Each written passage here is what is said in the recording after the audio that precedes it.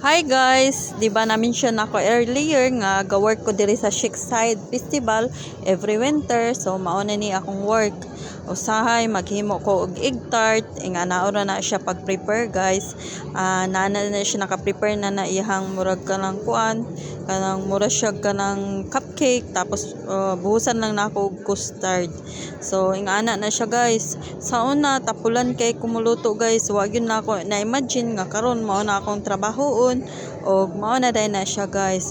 Nana siya ay upat ka flavor, kana strawberry, naapoy beans flavor, og naapoy bubble flavor, og naapoy original egg tart flavor. So mao na iyang resulta guys. Tapos na nako gibake, gisitra na nako sa oven og 30 minutes. So hulaton lang day nako nga mahuman ang iyang time. Og diri po day sa lain nga shop mao ni siya guys. Fresh na mga fresh fruit ni siya like grapes and strawberry. Naapod mi diri milk tea, mao na siyang ice cream diaw nga trending nasa ref.